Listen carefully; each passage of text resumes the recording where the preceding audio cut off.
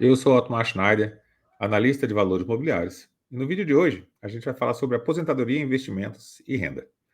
E se você gosta desse tipo de conteúdo, aqui embaixo você vai encontrar o link para os meus relatórios semanais de fundos imobiliários, relatórios quinzenais de FIP e de FIINFRA, também para a nossa comunidade do YouTube. Vamos lá, para o nosso vídeo de hoje. Eu fiz uma pequena apresentação para falar sobre aposentadoria, investimentos e renda, e como é que essas coisas acabam se interligando, e o que é importante que você entenda, né, sobre esses assuntos. Então, a aposentadoria, ela é um conceito abstrato de algo que é difícil de alcançar, né? É difícil por quê? Porque você começa jovem e você vai se aposentar depois de muitos anos, né? Você tem que ter, né, um objetivo na vida, e as pessoas têm um determinado objetivo. Então, quando o governo ou alguém fala, ó, daqui, se você trabalhar durante a vida inteira, 35 anos e tal, você vai se aposentar aos 60 e poucos anos, é uma expectativa que você tem. E quando você tem esse objetivo, né, essa expectativa, você acaba perseguindo isso. Então, te ajuda a se manter trabalhando ao longo de toda a vida, tá? O ser humano ele precisa desses objetivos, né? Você precisa de objetivos de curto prazo, de médio prazo, de longo prazo. Mesmo que a gente não seja organizado o suficiente para traçar esses objetivos, a gente pensa, né, de uma forma, então, gostaria de me aposentar e morar na praia, né? Tem um objetivo mais à frente. Se eu ganhar na loteria, eu vou fazer tal coisa. Então, a gente normalmente tem sonhos e objetivos. O que poucas pessoas fazem é que poucas pessoas se aposentam e ficam realmente aposentadas, né? Pouca gente sabe disso porque ainda não chegou lá, né? O que acontece? O ser humano ele precisa se sentir útil. Então, quando você chega à idade de se aposentar, normalmente você não aguenta ficar aposentado. E eu falo isso por experiência própria, né? Eu trabalhei durante 30 anos, há 7 anos eu estou aposentado, digamos assim, né? Que eu sou militar da reserva. Então, tem 7 anos que eu não estou trabalhando formalmente onde eu trabalhava. E as pessoas elas acham que eu chamo aquele de falácia da rede. Aí tem muitos amigos que ainda estão ativos, que ainda estão trabalhando, e eles falam: não, um dia que eu me aposentar, eu vou mudar, vou morar numa praia, eu vou ficar deitado na rede e assistindo a televisão, trocando o canal da televisão, né? Só que a pessoa não foi feita para fazer isso, ela não aguenta, né? Então, minha esposa ela, se aposentou há 2 anos, ela é professora também, trabalhou durante mais de 25 anos para conseguir se aposentar, e ela também não consegue ficar deitada no sofá assistindo televisão, né? A gente tem filho, daqui a pouco tem neto, aquela coisa toda, e você precisa, né, viver, fazer outras coisas da vida, e você vai continuar trabalhando. Muita gente que se aposenta, né, se você tiver alguém que se aposentou, a pessoa vai falar assim: hoje eu trabalho mais do que eu trabalhava antigamente, né? Eu continuo fazendo mais coisa. Isso é importante, o ser humano ele precisa se sentir útil. E a liberdade financeira ela também é algo abstrato, né? Vai depender muito do que você precisa. Você fala assim, não preciso mais trabalhar porque eu já tenho uma renda suficiente, né? E aí tem um ditado que diz o seguinte: o rico é quem tem muito ou então aquele que precisa de pouco. Então, vai depender muito do seu estilo de vida, né? Tem gente que tem um estilo de vida que custa alto demais, né? Então ele precisa ganhar muito dinheiro para poder manter aquele nível. Tem outras pessoas que se acostumaram a ter uma vida simples, mais feliz, né? Vai ao cinema uma vez por semana, uma vez por mês, 2 vezes por mês, no restaurante aí 2 vezes por mês, né? Então tem um padrão de vida muito elevado daquela pessoa que vive viajando para o exterior toda semana. É um outro, são 2 tipos de situações diferentes, né?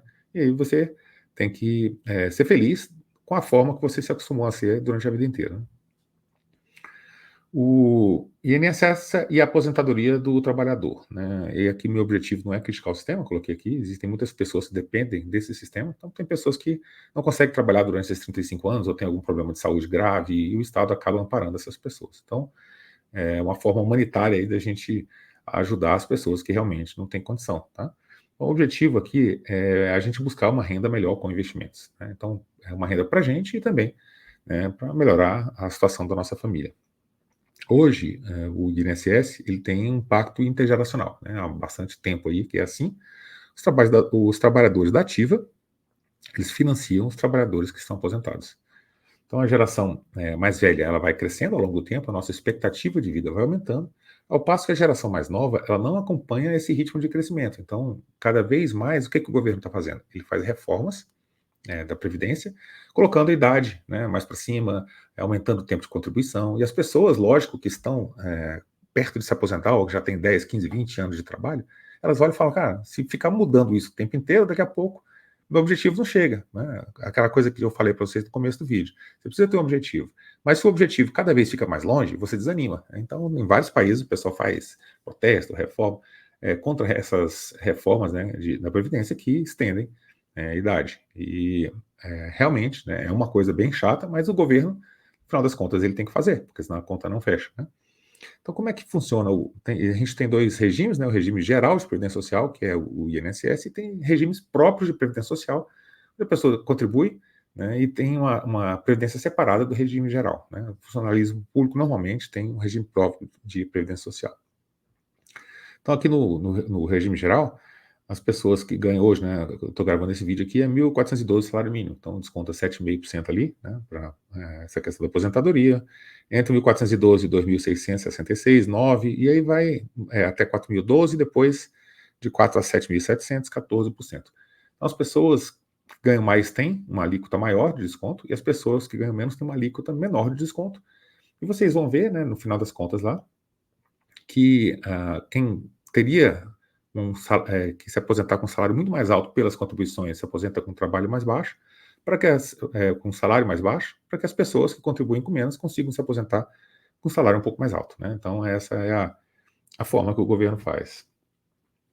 E aí, eu coloquei algumas notícias aqui, mais ou menos recentes, né? A aposentadoria em 2024 exige mais idade e tempo de contribuição. Então, foi a reforma que foi feita. Então, as regras de aposentadoria que mudaram, né, como previsto na reforma da Previdência, o trabalhador terá que comprovar mais idade e mais tempo de contribuição. E quanto mais a gente for vivendo, mais tempo a gente vai ter que contribuir, mais tempo vai demorar para a gente se aposentar, né? Essa é a realidade. Não tem muito o que fazer com relação a isso, porque nascem menos pessoas e as pessoas mais velhas estão ficando cada vez mais velhas. Então, aqui, quem contribui com teto, né? O INSS ele paga hoje 36 milhões de benefícios. Então, são 36 milhões de pessoas que recebem benefício do INSS e só 778 pessoas recebem o teto, que é 7 mil e pouco, né? Em janeiro. Só que esse aqui é de 2022, tá? Eu peguei essa notícia aqui só para... Hoje o teto é um pouco mais, 7 mil e qualquer coisa também. Só que vocês veem que mas muito pouca gente recebe realmente o teto. Tem muita dificuldade para você receber o teto. E a maioria das pessoas, né, vai receber ali realmente o mínimo, né, a menor parcela.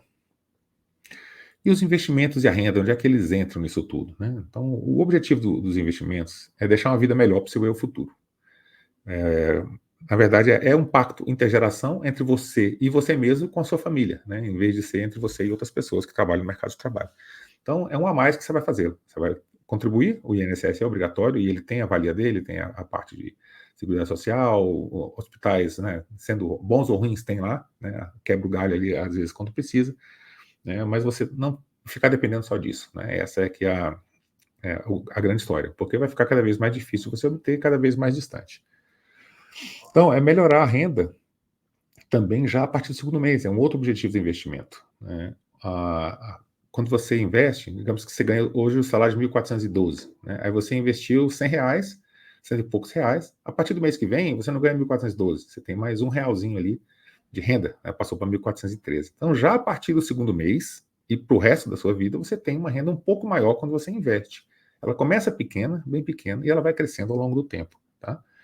Outro objetivo aqui é legar patrimônio e renda, né, deixar para os seus descendentes patrimônio e renda. Esse patrimônio, né, que você consegue com investimentos, você consegue passar para os seus herdeiros, né? A renda do INSS não.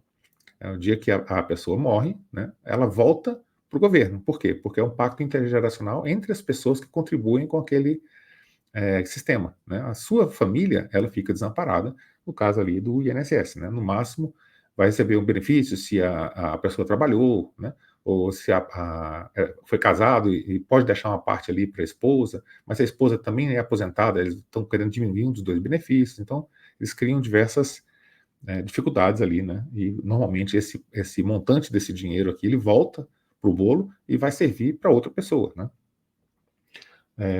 Você tem que amparar quem o governo não vai amparar, que é justamente a sua família, o pacto intergeracional entre você e as suas gerações também, né? Todas as contribuições voltam para o governo, seus descendentes não usufruem. Outra coisa que é muito importante que você aprende com investimentos, né, é aprender sobre negócios, né, de uma forma geral. a maioria do brasileiro começa errado. Ele começa abrindo um negócio e quebrando, né? Eu já tive algumas experiências desse jeito. Então, antes de eu ser funcionário público, eu empreendi, e uma das coisas que eu fiz, né, é ter um restaurante. Então, a gente alugava o restaurante, os equipamentos, aquela coisa toda, né? Trabalhava eu e minha esposa, a gente trabalhava muito nesse restaurante, e a gente conseguia, né, uma renda. A gente trabalhava em média 16 horas por dia, 7 dias por semana, domingo a domingo. A gente era o nosso próprio chefe, né, e nós somos os piores chefes que a gente pode ter. A gente não tem dó da gente mesmo. Então a gente trabalhava muito, e no final do mês, a maior parte de tudo que a gente ganhava ficava no aluguel, né? Então foi uma das coisas que eu aprendi, né? Aluguel, ele é muito bom, né? Por quê? Porque negócio tanto aberto ou tanto fechado, a pessoa que quebra a empresa, quebrou a empresa ali, ela saiu, outro negócio vai entrar naquele imóvel lá e vai pagar aluguel, né? Então a pessoa que tem um imóvel, ela acaba recebendo aluguel de quem quer que seja, né? Ou a pessoa que está empreendendo, às vezes ela tem que trabalhar muito para conseguir honrar aquelas contas. E 7, 8 negócios aí, eles acabam quebrando aí ao longo do tempo, e pouca gente consegue se manter, e ainda assim, né, tem poucos negócios que são realmente rentáveis. Mas você aprende sobre negócio de uma forma geral, depois que você a, começa a saber analisar empresas na Bolsa de Valores, né, como é que é renda, como é que foi a lucratividade aqui com a receita de vendas, né, quais os impostos que você tem que pagar, quais são as contas que você tem que fazer, o que você pode ou não descontar, né? Então tudo isso você aprende um pouco de contabilidade, negócios. Então essa parte, né, sobre investimentos, ela é muito importante. Você aprender a empreender e ter também mais uma outra fonte de renda, não só do trabalho, dos investimentos, mas como também de outros negócios de uma forma geral. No mercado financeiro, como é que ficaria isso, né? Como é que seria uma renda do mercado financeiro? Pegando alguns dados aqui lá do salário mínimo, da Previdência, digamos que você conseguisse aqui 10% de economia em cima de um salário mínimo, né? A gente estaria falando aqui em algo em torno de R$ 140. Prazo de 35 anos, né? A gente coloquei aqui 35 anos, independentemente da idade, você não precisaria esperar até os 65, né? Você conseguiria, a partir dos 18, 19, 20, com 35 anos de contribuição, você já consegue, com 50 anos de idade, se aposentar, 50 e pouco. Eu coloquei uma taxa aqui, seria de IPCA mais 6,88% ao ano, né, que é 6,88% real acima da inflação. Por que eu escolhi essa taxa? Então a gente pega aqui a rentabilidade média do Ibovespa, né, ao longo dos últimos 50 anos. Então toda a história do Ibovespa. O Ibovespa é de 1967, 68, ali até dezembro de 2017, que é um dado que a Economática tem. A média anual de rentabilidade ajustada pela inflação, acima da inflação, é de 6,88. Investir na bolsa, quanto que eu vou receber em média? 6,88. Então, eu fiz inclusive um vídeo, né, aqui no canal falando em IPCA mais 6. Né? Por que essa rentabilidade? É uma rentabilidade histórica. Você pegar aqui a rentabilidade do Dow Jones em dólares, ajustado pela inflação, você tem aqui uma média anual bem mais baixa do que o Ibov, né? Mas em dólares ele está em 6,85. E a média anual ajustado pela inflação aqui do Ibov, 6,88. Então é 6 e qualquer coisa, tanto a Bolsa Americana quanto a Bolsa Brasileira. É uma média ali de rentabilidade ao longo do tempo. Tá? Então eu peguei justamente essa taxa aqui, porque é uma taxa histórica de rendimento do mercado financeiro, de uma forma geral. Você consegue fundos imobiliários, bolsa de valores, né? Algo em torno de 6 e pouco por cento acima da inflação. Então eu fiz as contas aqui, acumulação de patrimônio e montante total. Então, isso aqui é a prestação, eu fiz essa conta aqui para colocar na calculadora, né, para vocês conseguirem fazer também. Então, a PMT de R$ 141, o N é o número de períodos aqui, 455, que são 35 anos, vezes 13 salários, né, eu coloquei aqui o 13º para quem recebe também o 13º salário. A taxa de 0,556 ao mês, que dá os 6,88 ao ano. A PMT da aposentadoria, quanto você teria direito contribuindo com o mínimo? 2.328, né? O valor montante futuro aqui é 291 mil. Então você consegue ir perto de 300 mil, guardando cento e poucos reais por mês ao longo de 35 anos. E a aposentadoria maior, que é a pessoa que recebe 7 mil e pouco, né, ela consegue, descontando mais também, né, eu acho que é 14%, dá 17.900 e pouquinho. Então a gente vê que o valor futuro aqui descontado deu 2.247.000. Para quem ganha salário de 7 mil e pouco, desconta a mesma coisa, entre 10% e 14% aqui do que você ganha. Tá? Só que esse valor aqui, que está em negrito, 2.328 pelo mínimo, né, já é maior do que o do INSS, e os 17 mil ele é muito maior, né, só que ele tem um teto para que o montante que você acumulou a mais seja distribuído para outras pessoas. Mas no caso aqui do investimento, ele fica para você realmente.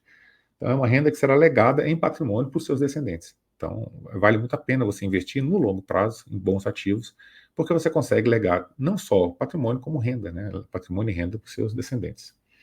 Mas o maior, eu acho que o maior ganho disso tudo, né, é a jornada, as coisas que a gente passa ao longo da jornada.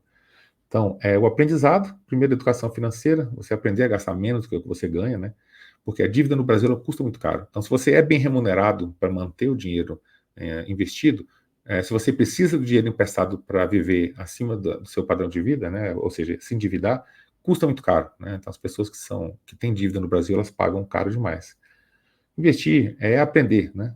Você vai aprender como os negócios funcionam, você vai aprender um pouco sobre economia, planejamento familiar, sucessório, legislação, né, sobre diversos aspectos. Então você acaba aprendendo muita coisa ao longo da vida. Você vai também aprender como empreender, né? Então vai ter um crescimento pessoal com relação a isso, vai ter uma vida com mais propósito, né? Fazer uma coisa para você é muito gratificante quando você empreende. Então eu tenho empresa também, eu tenho alguns negócios, né? Um deles essa parte de analista de valores imobiliários, que eu acabo aconselhando as pessoas como investir melhor, né? Ativos que são bons para você carregar aqui por longo prazo.